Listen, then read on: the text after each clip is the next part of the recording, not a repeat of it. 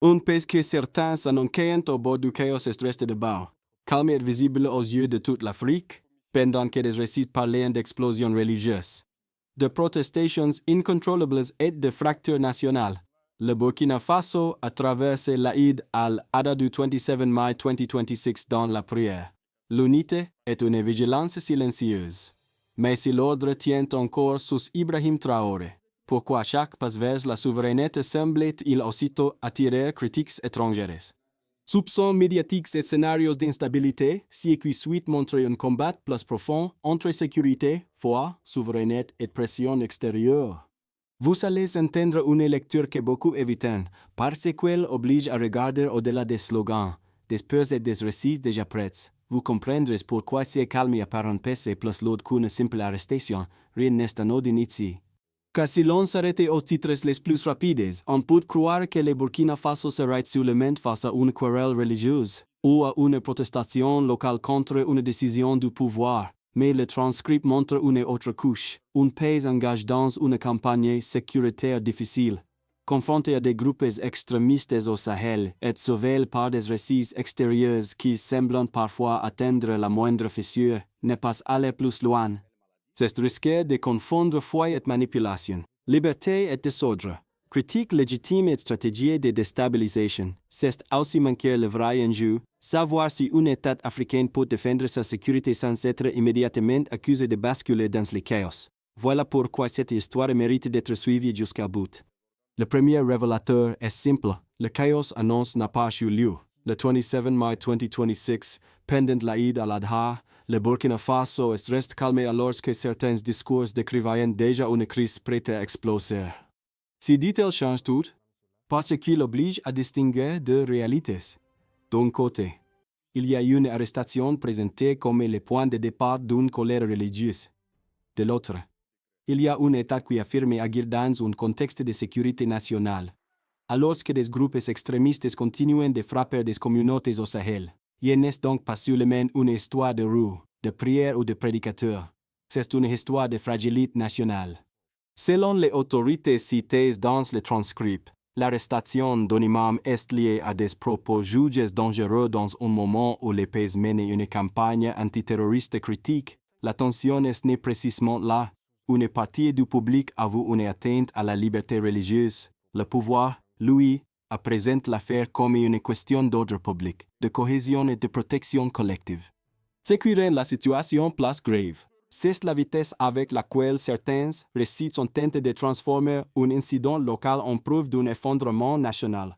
Le transcript insiste pourtant sur un contraste fort. Les familles se sont rassemblées.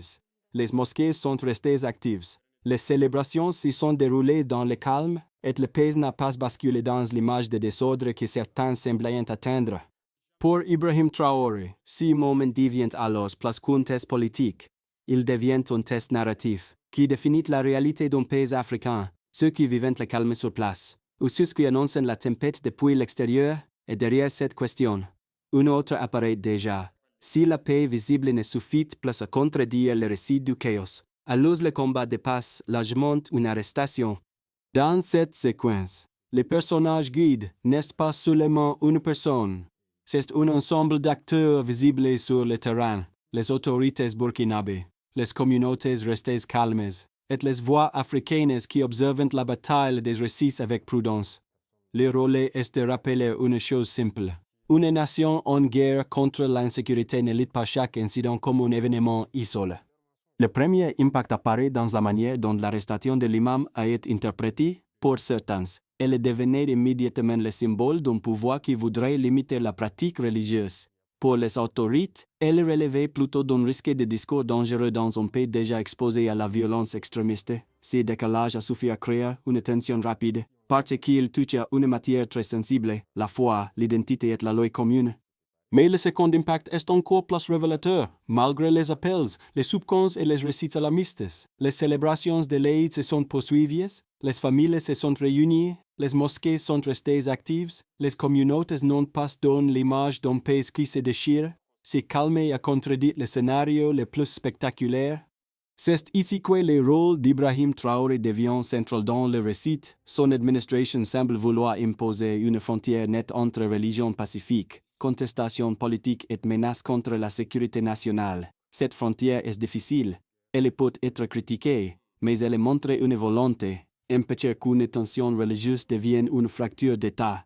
À partir de là, rien n'est plus seulement local, tout commence par une arrestation. Un imam est interpellé après des propos jugés sensibles par les autorités. Dans un pays déjà sous pression sécuritaire, la nouvelle circule vite.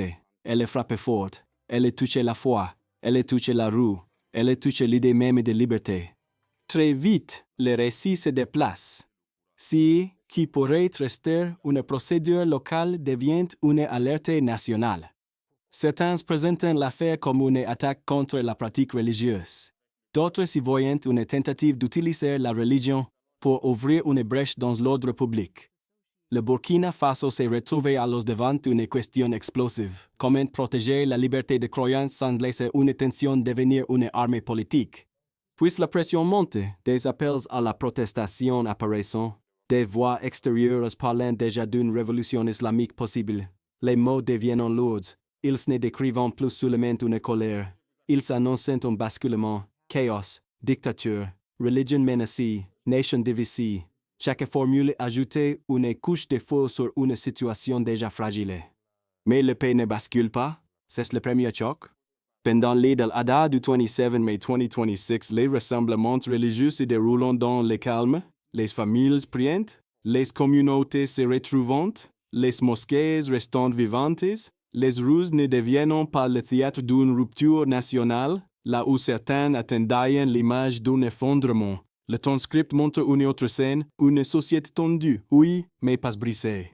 Ensuite vient le second choc. Selon les récits circulant dans le transcript, plus de 80 personnes arrêtées pendant la tentative de protestation auraient été encadrées au sein du groupement de compagnies républicaines de sécurité à Ouagadougou. Elles auraient même commencé des exercices d'ordre serre. L'image est brutale. Elle inverse le symbole.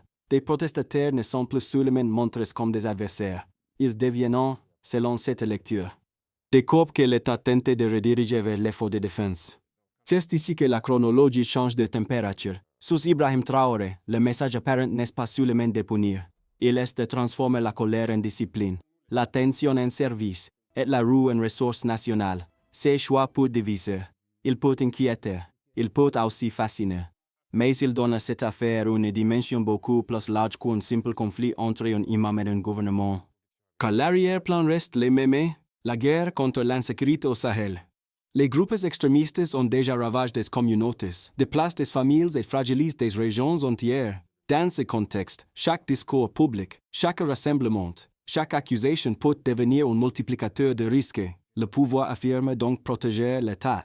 Les critiques redoutent un endurcissement. La population, elle, cherche surtout à ne pas être prise entre la foi, la peur et la violence. Le contre-coup est profond. Les récits de chaos ne disparaissent pas. Ils se heurtent simplement à une réalité plus complexe, un pays inquiet mais debout, une religion respectée mais surveillée dans ses usages politiques, et une souveraineté qui se défend dans un environnement où chaque fissure peut être exploitée.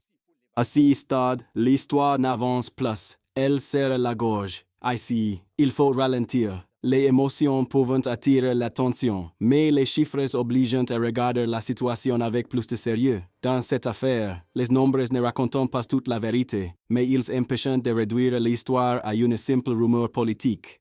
Le premier chiffre est le 27 mai 2026. C'est là. Pendant al-Adha, le Burkina Faso n'a pas offert l'image d'un pays qui se déchire. Cette date montre un calme public difficile à ignorer. Elle compte parce qu'elle arrive à un moment précis où certains récits annoncent une possible explosion religieuse. Si le pays avait basculé, cette journée serait devenue une preuve contre l'État, mais le transcript décrit plutôt des familles réunies, des prières maintenues, des communautés visibles et une atmosphère de stabilité prudente. Le deuxième chiffre est plus direct. Plus de 80 personnes auraient été arrêtées à Ouagadougou, selon l'ordre évoqué dans le transcript. Ces nombres signalent une tension réelle, pas une invention médiatique. Il ne faut donc pas minimiser l'épisode. Une arrestation isolée peut être discutée. Plus de 80 interpellations indiquent autre chose, un moment de friction entre autorités publiques, mobilisation de rues et risque de débordement, mais ce qui rend ces chiffres encore plus frappants. C'est la suite rapportée. 6 personnes auraient été équipées puis intégrées à des exercices d'ordre serré au sein d'un groupement de sécurité républicaine. Le symbole est clair, l'État ne veut pas seulement contenir la rue, il veut la convertir en discipline nationale. Le troisième repère est moins précis, mais plus lourd. Plusieurs années d'insurrection ont déjà frappé le Sahel. Cette durée installe la peur dans la vie quotidienne. Elle rappelle que le Burkina Faso ne décide pas dans un environnement normal. Les communautés ne sont pas seulement exposées à des disputes politiques. Elles vivent dans une région où des groupes liés au djihadisme, à Genève ou à des affiliés de l'État islamique ont dévasté des villages, tué des civils. Déplacent des familles et fragilisent des territoires entiers. Dans ces contextes, un discours public peut devenir plus qu'une opinion, il peut être perçu comme une étincelle. Le quatrième élément est le contraste religieux lui-même. Le transcript insiste sur une idée répétée, le pays compte des musulmans, des chrétiens et d'autres groupes. Et le rôle de l'État serait de protéger tous les citoyens, pas seulement une communauté. Cette pluralité exige une logique commune au-dessus des appartenances. Voilà pourquoi le débat devient si sensible. Il ne s'agit pas de nier la foi. Il s'agit de savoir si une référence religieuse peut servir à peser sur l'ordre national au moment où l'insécurité menace déjà la cohésion. Sous Ibrahim Traoré, cette lecture prend une dimension stratégique. L'administration semble dire que le vrai danger n'est pas la religion pacifique, mais sa transformation en levier de confrontation. La différence est étroite. Elle est explosive. Pourtant, les chiffres donnent une direction. Une date calme, plus de 80 arrestations, plusieurs années de crise sahélienne, et une société plurielle à protéger, additionne 6 éléments montrant une réalité lourde. Le problème n'est pas seulement politique, il touche la survie institutionnelle du pays. Il faut maintenant reconnaître une chose, tout le monde ne lira pas cette affaire de la même manière. Certains verront dans l'arrestation de l'imam un signal inquiétant pour la liberté religieuse. D'autres y verront une mesure nécessaire dans un pays déjà fragilisé par la violence extrémiste. Les deux lectures méritent d'être posées calmement. Le premier argument critique est puissant. Il dit ceci, si un responsable religieux critique le pouvoir et se retrouve arrêté, alors la frontière entre sécurité nationale et répression politique peut devenir dangereusement flouée. Dans un pays sous tension, cette peur n'est pas absurde. La foi occupe une place profonde dans la société et toute décision qui touche un imam peut être perçue comme une atteinte collective. Ce point doit être entendu. Mais le transcript présente aussi la réponse de l'État. Il ne s'agirait pas d'interdire la religion, ni d'empêcher les prières, puisque les mosquées sont restées actives pendant l'Aïd. Le cœur du problème serait plutôt l'usage d'un discours public jugé dangereux dans une période de lutte antiterroriste. Autrement dit, la question n'est pas seulement ce qu'un homme croit, c'est ce que ces paroles peuvent déclencher dans un pays vulnérable. Le second argument critique est tout aussi sérieux. Il affirme que transformer des protestataires arrêtés en participants à l'effort de défense peut ressembler à une pression excessive. On peut y voir une manière dure de répondre à la contestation. Surtout si les individus concernés n'ont pas choisi librement cette voie, cette inquiétude ne doit pas être balayée. Mais l'autre lecture est différente. Selon les récits rapports, plus de 80 personnes arrêtées auraient été orientées vers des exercices d'ordre serré, non pour être représentées seulement comme des ennemis, mais comme des citoyens à réinscrire dans la défense du pays, sous Ibrahim Traoré. Cette logique semble dire que la colère nationale ne doit pas nourrir le désordre, mais être redirigée contre la menace réelle, l'insécurité qui frappe le Sahel. Lorsque les deux points de vue sont placés côte à côte, l'affaire devient moins simple. Elle ne pose pas seulement liberté et autorité, elle expose une tension plus profonde. Comment protéger les droits, la foi et la critique, sans laisser une fracture devenir une arme contre l'État, puis tout basculer. Le détail qui change la lecture, c'est que certains protestataires arrêtés n'auraient pas seulement été traités comme des fauteurs de troubles, selon les récits rapportés dans les transcripts. Ils auraient été orientés vers le groupement des compagnies républicaines de sécurité de Ouagadougou, équipées, puis placées dans des exercices d'ordre serré. Ce n'est plus seulement une scène de maintien de l'ordre, c'est une scène de transformation, froide et hautement symbolique. À ce moment précis, l'histoire quitte le terrain classique de la protestation. Elle entre dans une logique plus durée, plus stratégique, presque pédagogique. L'État affirme que la colère ne doit pas servir le désordre, mais la défense du pays, sous Ibrahim Traoré. Ces gestes deviennent un message politique très net. Celui qui descend dans la rue contre l'État peut être renvoyé vers une question plus grande. Que fait-il, lui aussi, face à l'insécurité qui menace le Burkina Faso? Si le retournement ne ferme pas le débat, il l'ouvre davantage, car à partir de là, la question n'est plus seulement de savoir qui proteste, mais qui protège réellement la nation. Après le retournement du midpoint, les conséquences ne restent plus abstraites. Elles descendent dans la vie réelle, là où l'État doit décider, où les communautés doivent rester soudées, et où chaque récit peut devenir une pression supplémentaire. Ce qui semblait être une affaire locale devient alors un test pour tout le Burkina Faso. Pour l'État, la première conséquence est la charge du contrôle. Les autorités doivent maintenir l'ordre sans donner l'impression d'écraser la liberté religieuse. Elles doivent protéger les citoyens sans transformer chaque critique en menace. Elles doivent aussi répondre à une guerre sécuritaire déjà lourde. Et lorsque les groupes extrémistes continuent d'affaiblir des zones du Sahel, cette pression place l'administration d'Ibrahim Traoré dans une position étroite. Agir trop peut laisser la rue s'enflammer. Agir trop fort peut nourrir les récits d'un pouvoir fermé.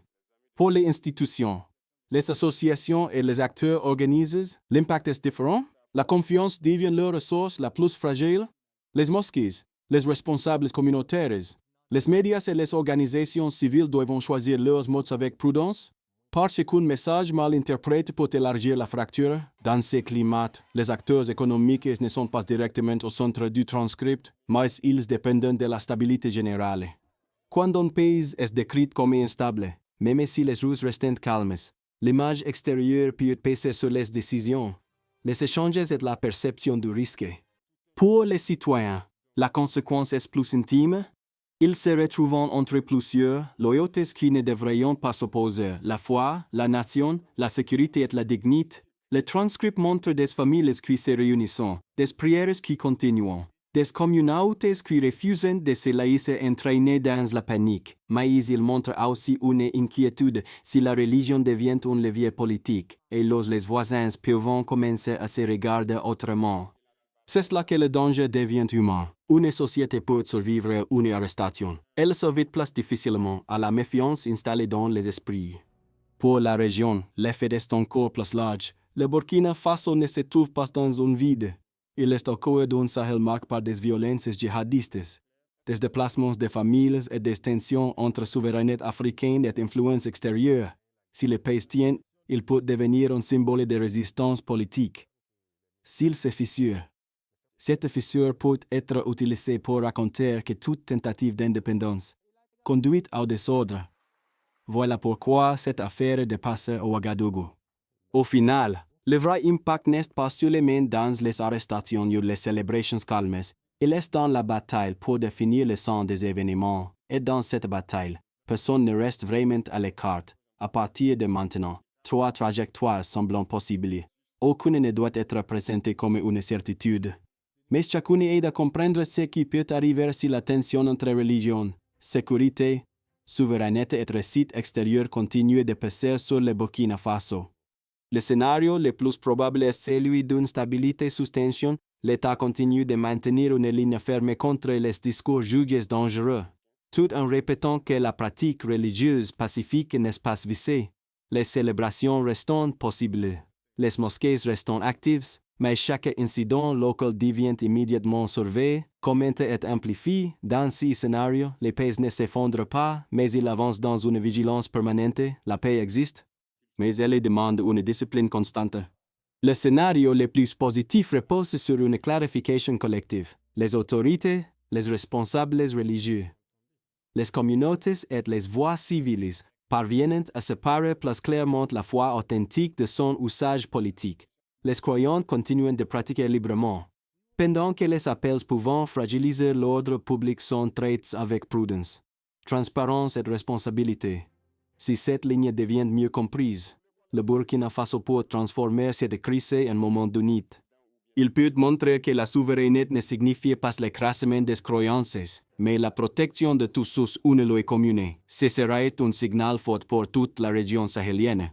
Le pire scénario serait celui d'une confusion durable. Si chaque arrestation est lue comme une attaque religieuse, et si chaque critique est traitée comme une menace absolue, la confiance peut se fissurer.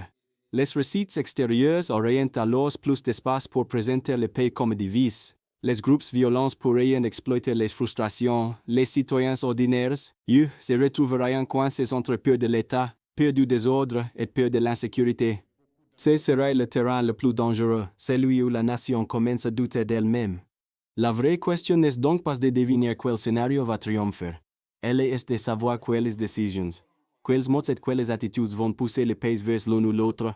Dans une période aussi fragile, l'avenir ne dépend pas seulement de la force de l'État, il dépend aussi de la maturité des communautés, de la prudence des leaders et de la capacité collective à ne pas transformer une tension en fracture nationale.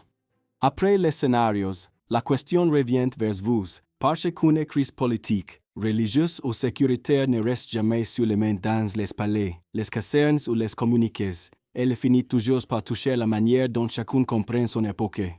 Si vous faites partie de ceux qui suivent déjà l'actualité africaine avec attention, cette histoire vous donne un avantage. Vous voyez plus toute la bataille entre souveraineté et récits d'instabilité. Mais que davantage exige de la prudence. Il ne suffit pas de soutenir un camp ou de rejeter l'autre. Il faut observer les faits, vérifier les mots, repérer les exagérations, et comprendre pourquoi le calme du Burkina Faso dérange autant certains regards extérieurs. C'est là que l'analyse devient utile. Si vous êtes touché de manière plus indirecte par votre travail, votre famille, votre région ou votre simple intérêt pour l'Afrique, cette affaire vous concerne aussi, car l'instabilité d'un pays du Sahel ne reste jamais parfaitement enfermée dans ses frontières. Elle peut influencer les déplacements, les marchés, les peurs collectives, les alliances et la confiance entre communautés, même de loin, comprendre ce qui se joue aide à ne pas subir les récits les plus rapides. Et si vous pensez que tout cela ne vous concerne pas, c'est pour être le groupe le plus exposé. L'indifférence donne souvent l'illusion de la sécurité, mais quand les tensions religieuses, les récits étrangers et la lutte contre l'extrémisme se croissent, ceux qui ne regardent pas finissent souvent par recevoir les conséquences sans en avoir compris les causes. L'histoire d'Ibrahim Traoré et du Burkina Faso ne demande pas une réaction aveugle. Elle demande une attention mature, que vous soyez engagés. Inquiet ou distant, comprendre cette séquence vous aide à ne pas être emporté par le bruit. La solution ne peut pas être un slogan. Dans une situation aussi sensible, parler de paix, de foi ou de souveraineté ne suffit plus. Il faut une méthode, parce que le moindre flou peut devenir une fissure.